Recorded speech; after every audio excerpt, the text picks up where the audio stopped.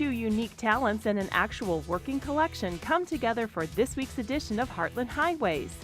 Jeff Boshart, Eastern Illinois University sculpture professor, starts off the show sharing his unique talent and work. Then we'll visit with Brian Poulter, another EIU professor who has traveled the National Road by motorcycle and chronicled it all through photos using nothing more than a smartphone and a few apps. Our last story takes us to rural Paris, Illinois, to Chester Higginbotham's farm. Chester has a collection of tractors that aren't just for admiring. He still uses them on his farm. That's just ahead on this week's edition of Heartland Highways.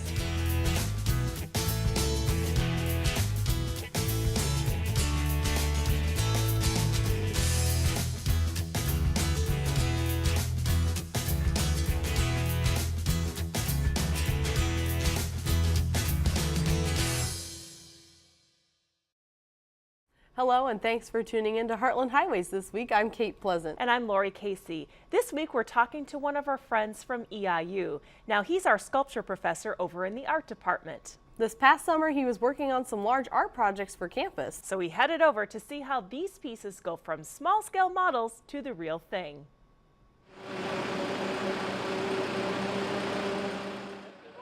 It's moving day at Eastern Illinois University, not for students, but for large-scale art.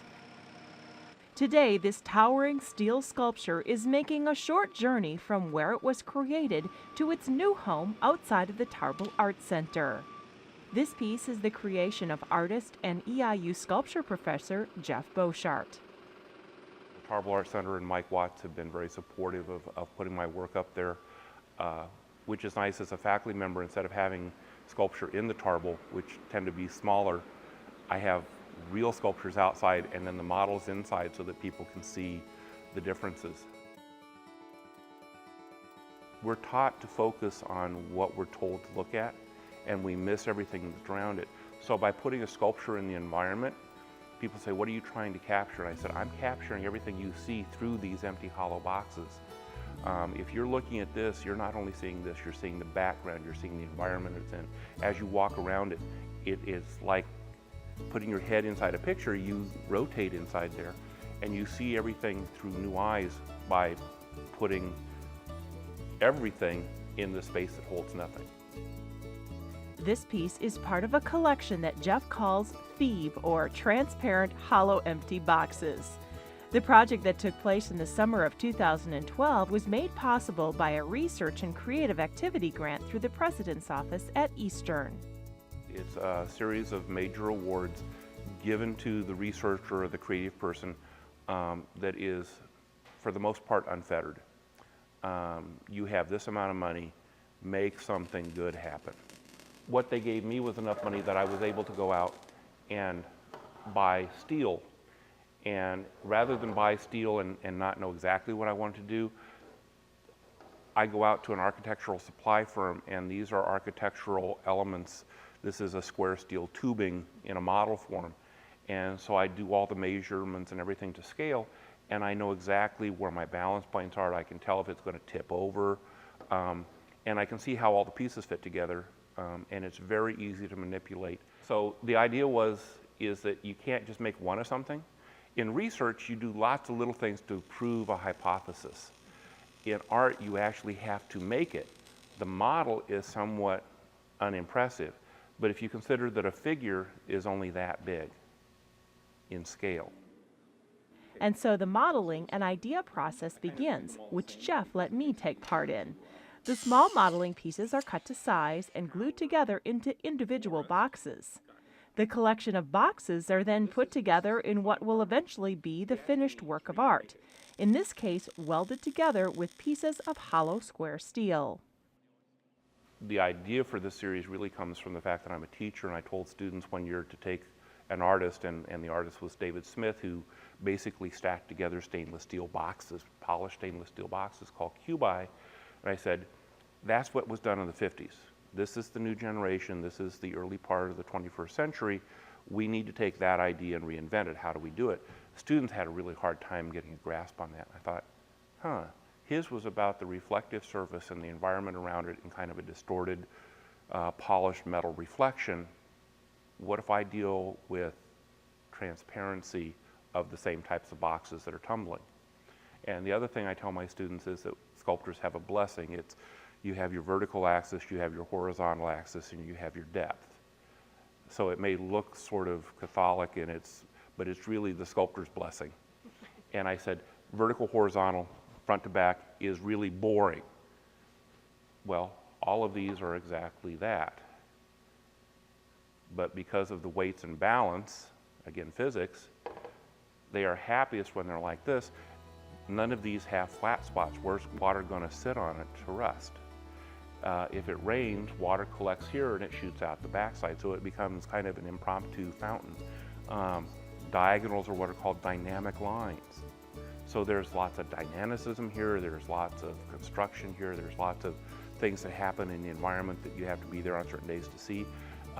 It's the type of thing you can see it 100 times.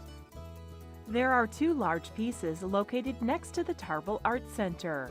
Other examples can be found in downtown Effingham, Mattoon Middle School, and at S51 on Neal Street in Champaign. Another project Jeff's been involved in has been the EIU Campus Sculpture Project. With the completion of the Doudna Fine Arts Center, 7th Street, which eventually became a dead end, proved to be a great place to display large yet temporary sculptures. And we wanted to bring in professional artists, but we just didn't have the money. And I said, well, we're a teaching institution, so why don't we bring in the best of the regions within a 300-mile radius? Why don't we bring in the best of the graduate students who are on the cusp of entering the career and give them an opportunity in the summertime? And it's called the Eastern Illinois University Summer Sculpture Residency Program. And so for 4 years, we brought in 4 students a year who would come in and put sculptures on the street out here. And the sculptures would be up for 2 years. So every 2 years, and we had overlapping. So every year there were 4 new sculptures on campus. Jeff's work is not limited to steel hollow boxes. He also works in stone, wood, and recycled materials. His work can be seen all around the country in art galleries and museums, parks, private homes, churches, schools, and universities. The best way to practice skills is to do something functional and to do something you haven't done before, which is why I went into art. The idea of never doing anything twice the same way, whoa, make believe every day. So I do furniture to learn skills and to practice new techniques, and most of the time I'll accept a commission if it involves as part of the payment the purchase of a new piece of equipment. And people are much more willing to do that than pay you money. And it's like, okay, I'll do this, but I want a dovetail jig. Really? How much is that going to cost me? Well, not very much, but that's sort of like my profit margin, if you will, is a new tool. Because what do I do for a full-time living? I work for the state of Illinois, Eastern Illinois University as a sculpture professor. I try to give back to what I do, and I tell the students, time, talent, and treasury. I don't have treasury. I have time, I have talent. As Jeff said, his full-time living is that of sculpture professor at Eastern, a position he's held since 1988. Here in what he calls his kingdom, otherwise known as the Sculpture Studio, Jeff teaches students the fundamentals of shop safety, equipment use, and construction techniques. It's hard to say make a sculpture and you're sitting there going, not only do I not really know what sculpture is, I don't know how to make it. So I spend a lot of my time introducing students to new technologies and new processes, and that's where about 80% of the time is. The other 20% is dealing with the advanced students who are really very self-directed, and my job is to provide them with opportunities outside of the classroom. It's a lot of fun. The rewards come in what my students do, and that's the teacher's reward, is you see as alumni where they've gone and what they've done. It's been a wonderful career, still is.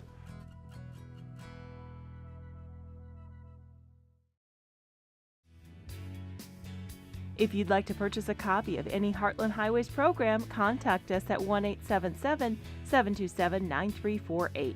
You can also visit our online store at weiu.net or mail in your order with payment to the address on your screen.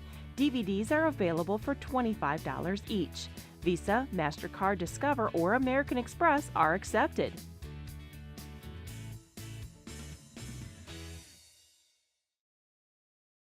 Today's smartphone technology lets us do just about anything, even document our lives using the phone's camera. So when photographer and professor of journalism Brian Poulter wanted to travel and document the National Road, he left his traditional camera gear at home and set out on an adventure with his motorcycle and his smartphone. Beautiful scenery, and the nice thing about a motorcycle is you smell every smell. You're exposed to every weather element. But the stuff you don't anticipate are people. I guess when you're on a motorcycle by yourself, people aren't very threatened by you at all because you're kind of at the will of the elements and that, and the people are exceptionally nice. So you just almost know you're going to meet new people every day, just without even really trying. I mean, if you're stupid enough to be in a sidecar in the middle of nowhere, people come up to you and go, "What's wrong with you?" And then that starts a conversation. So that's the best part. When he was 10 years old, Brian Poulter's dad gave him his first camera, and from there his interest in photography started.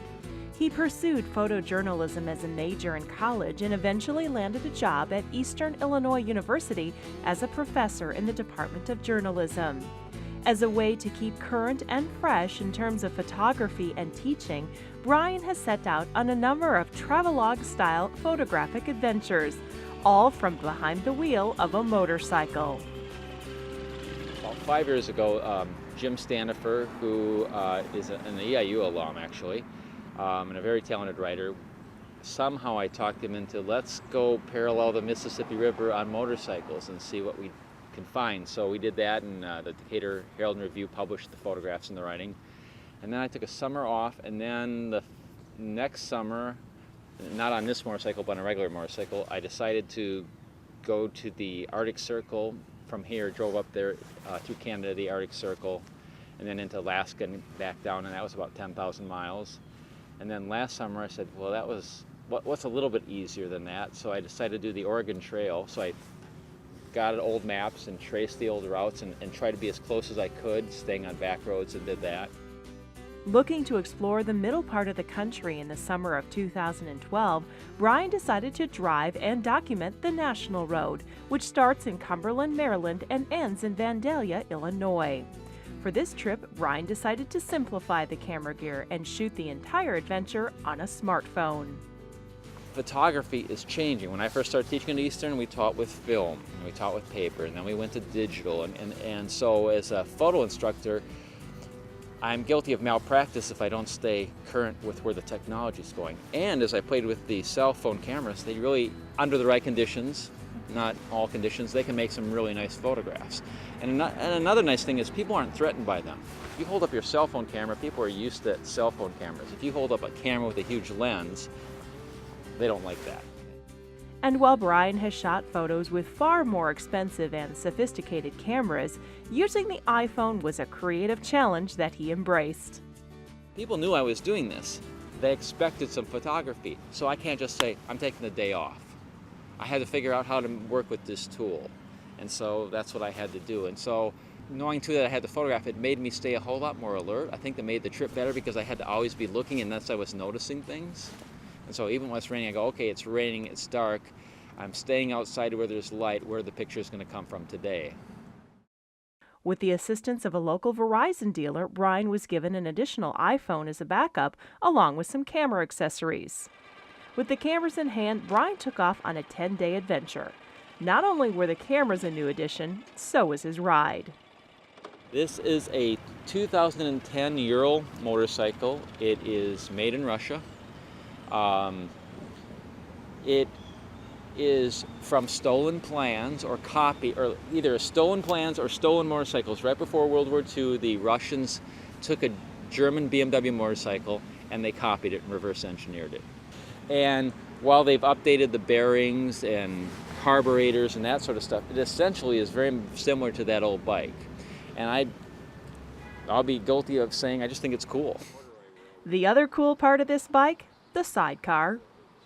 Actually, it's very handy because when I take my other motorcycle, you'd have to put these big bags on the back and panniers and all that sort of stuff, and it's a pain. This, you just open up the flap and you can be extremely sloppy as a traveler. Just throw stuff in there, and it's really nice. Plus, not many motorcycles have a trunk and you can take their spare tire along, so if you get a flat, there's a whole lot of advantages to it.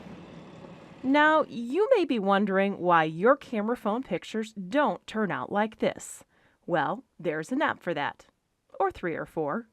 My camera, if you've ever seen an iPad or maybe a Droid, I have a whole page of just apps.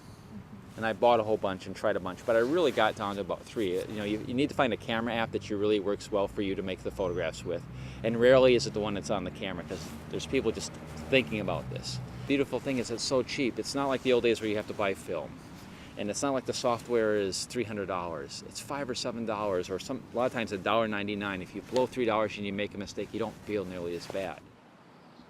Coming from the journalism background, we have pretty strict guidelines about what we'll do. If you're fooling the audience, if you're changing it to something other than what it really looked like, that's a no-no. And I come from that school. Now, the stuff I was doing, I wasn't calling purely journalism, but that's sort of where I come from. Even though I have a degree in art, I'm really a photojournalist, documentary style photographer. So when I'm adjusting it, like if I shoot and there's a little too much shadow in the face, I'll lighten the face so you can see the tone a little bit. Same thing actually we've been doing in photography for over 150 years, dodging and burning.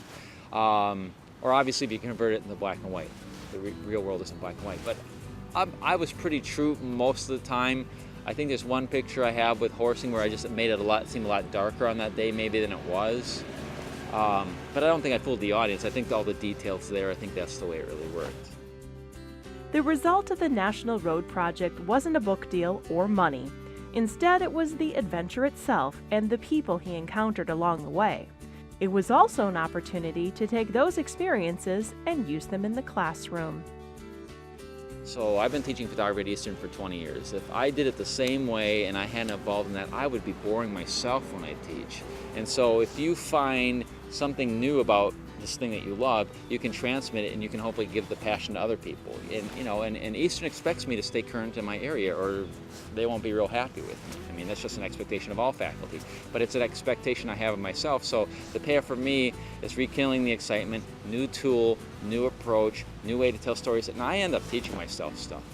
And sometimes when I go in the classroom, I'll look at how a student approached something, I'll go, how did you do that? And they'll tell me, and I never thought of that. And that's the magic for me, is it just exploring it and learning. You'll never master photography. It's just impossible. There's just too much things to do in it.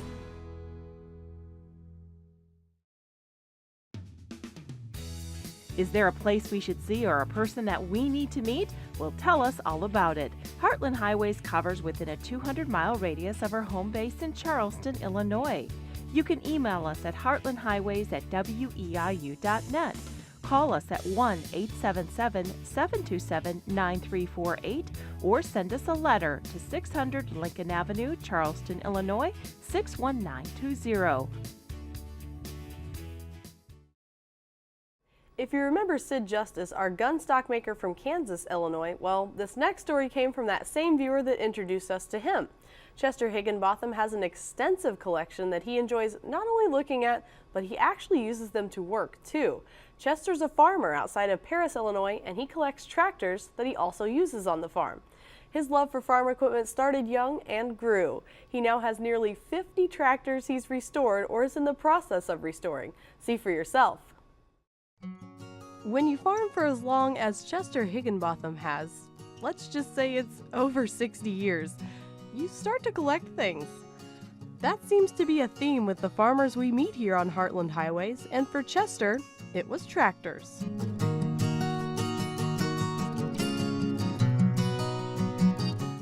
I guess I kind of blame my dad for some of my, blame for me liking to restore old antique stuff, and because when I was just a young boy, he had an 5-foot AC combine, and that's when he quit using the thrash machine and went to a pull-type combine. And we did a lot of custom work, and the thing would need repaired about every year, and then so he would, I'd help him repair it, and then I don't remember what year it was or when it was for sure, but he wanted to paint it, wanted to be painted. So I painted that combine for him. I'll never forget that. He'd have other machinery he wanted to paint, you know, and I think that's the reason why I just like to fix up old stuff. Well, it's a hobby, and it keeps you out in front of that boob tube. I call him. During World War II, when Chester was a young boy, it was hard to get new tractors, so he and his father continued to maintain and restore the ones they already had on their farm in Martinsville, Illinois. Now, Chester has about 50 tractors that run on his farm near Paris, Illinois, many of them Oliver brand. He restores them and displays some of them at a museum on his property. He also runs them in tractor pulls, parades, antique tractor clubs, and even uses some of them actively to farm his land. Well, I've got the Super 99, which is one of my pride and joys. I got two of them. One of them is a regular pulling tractor. It's been set up to pull with. The other one's pretty much original yet. And then I had the old 90 I got all over. It's one of my pride and joys too. It's the oldest one in here, in 1937. And it has a big 4-cylinder Walkinshaw motor in it, gas. And of course these here Super 99s, they got 371 Detroits in there. And it's built by General Motors. There's an old 1939 Heart Power sitting over here. It's been restored. It's back in its day, it was probably one of the most powerful tractors they had. I've got a little VAC case tractor in here, which is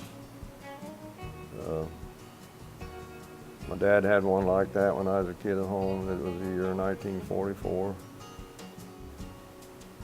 And I drove it a lot when I was a kid, and that's the reason I got one in here in the museum, because I found one the same year that he had, and so I let it stay with my Olivers. The museum got its start when Chester decided to do a little cleaning and organizing at his house. Not necessarily at his own suggestion, though. Probably because my daughter kept wanting me to clean my office out, and she was wanting me to take stuff out of my office and put it in our extra bedroom we had, and we didn't want to do that, so I had started concreting this part here. See, the other part is newer, where they go through that other door. Anyway, this here, I just finished concreting this from that walk-in door over to here. And that's when I decided to take the stuff out of the house. And then I bought a place down here south of me, about 1.5 miles, and it had a bunch of old stuff in it, that stuff up there, and it's on that pegboard. Of course, these license plates and stuff I got up in here, they just something we collected over the years, and I think her sister, my wife's sister, helped us get some of them. A lot of these old tools you see here, I already had those. They was out in my shop. They weren't in the house, they was out in my shop. Of course, I got stuff in here from the seed company that I've been in the seed business 54 years. Chester also has photos chronicling his tractors and adventures by motorcycle, which he says he's had a lifelong interest in. And ever present in many of those photos is his wife, Beverly. So what does she think about all of this? Well, she calls it, we go all to going on vacation, we go to old tractor shows. She calls them old tractor shows. She don't say too much. She, once in a while I have to take her somewhere, different, where there ain't no tractors. Does she collect She drove them in parades too at the shows, and well, she owns 3 of them in here. I like how I say she owns. She got her name on that John Deere over there, and she's a little Ford sitting back here that belongs to her. She just bought that last winter. And what do other people think? Oh, they think this is awesome.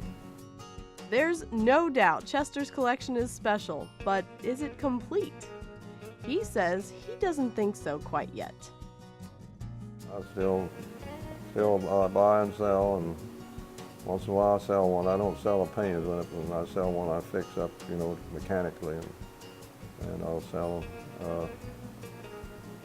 Yeah, I still restore one. If you look at my shop out here in this big shed out here, I've got one in there that's tore apart. It's a 1955 Super 77 or Super 88 diesel that I'm working on. I'm doing it for another guy. Problem in my health will tell me when to quit.